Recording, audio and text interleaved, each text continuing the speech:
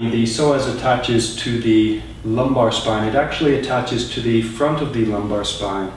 It is the only muscle that attaches to the front of the lumbar vertebrae, and so it's possibly quite important in supporting the lower back. So if you have low back pain, the psoas may be one of the main culprits. But anyway, the psoas attaches to the front of the actual bodies of the lumbar vertebrae, but also to the transverse processes. Those are the bits of bones that stick out the side of each vertebrae. So from the side, the psoas passes down and forward to around the front of the pelvis, passing under the inguinal ligament. And then from there it reaches back and attaches to the inner thigh. Static poses, the psoas can also be very helpful if you have psoas control, because in a posture like this, if you find that the front of your thigh gets tired quickly, your rectus femoris, it may be because your psoas isn't activating. And even now I'm shaking a little bit. But with psoas control, exercises like this become a little bit easier. There's also ab control involved in that as well. But if you have good psoas operation, this sort of pose with the legs straight, and this is my bad leg, my right psoas has a little bit of problem, but it's getting better now. And what I feel is before, this muscle here gets tired quickly, and even there I'm shaking a bit.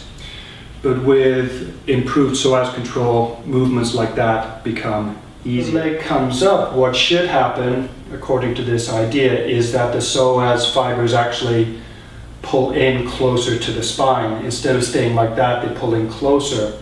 And why would that be beneficial? Because the psoas is the only muscle that attaches to the front of the lumbar vertebrae, it is perhaps critical in maintaining the stability of the lumbar spine.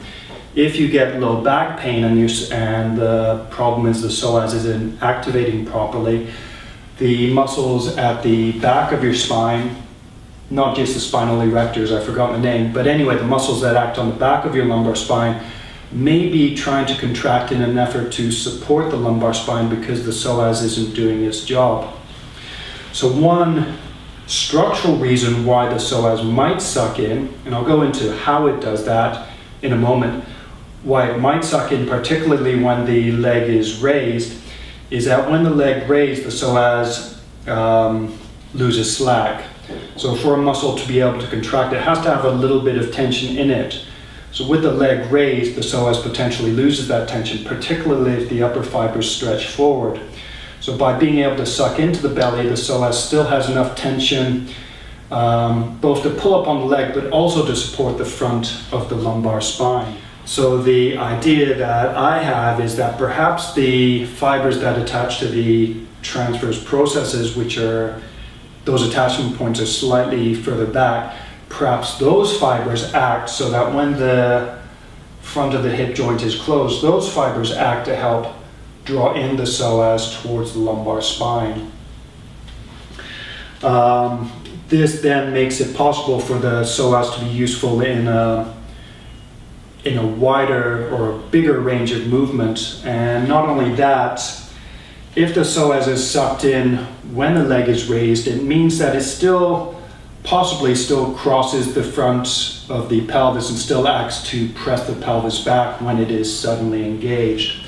But more importantly, if the psoas actually does suck into the lumbar spine, it gives it the room to contract so that it can support the front of the lumbar spine in balance with the muscles at the back of the lumbar spine. The way that I've learned to control the psoas, part of it's through Tai Chi experience, but basically is to focus on feeling or imagining that I can feel my lumbar vertebrae and imagining the lumbar vertebrae being pulled forwards.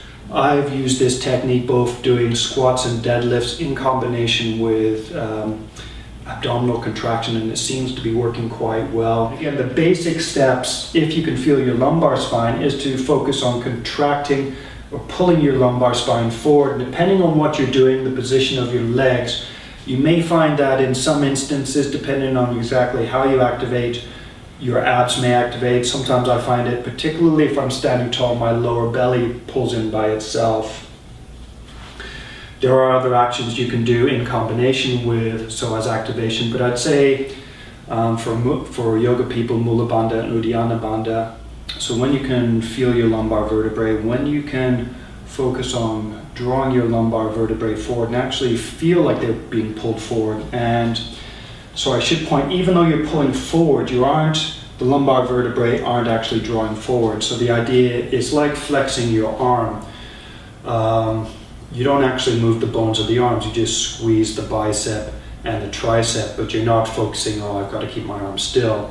It's sort of like a subconscious intent. You keep your arm still and then you pop your bicep, and what happens is the bicep and tricep both squeeze to keep so that the tricep squeezes as well to counterbalance the bicep, and your arm stays in place. And a similar effect may happen when you focus. So sorry, what I should point out is that I'm not even focused on squeezing the tricep. My focus is slowly on keeping this shape in my arm, squeezing my bicep, and then my tricep activates automatically to keep the arm in place. So with this action, activating the psoas and pulling the lumbar spine forward, my intent is to keep the lumbar spine in place, and is just to create a pulling sensation on either side of the lumbar spine. And you can imagine the pull towards your inguinal ligaments or towards your pubic bone. And I'm just keeping that to keep my psoas engaged, ideally on both sides. I've got a little bit of weakness on my right side, it feels.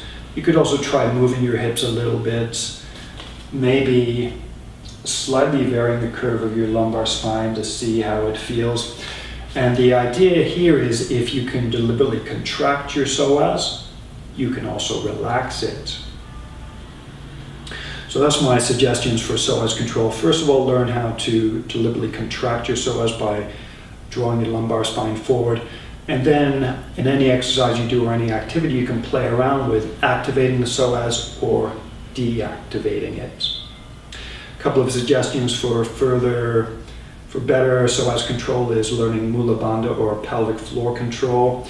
Another one is learning to lengthen the spine as a whole, and yet another exercise is learning to control the transverse abdominis. Thank you very much. Namaste.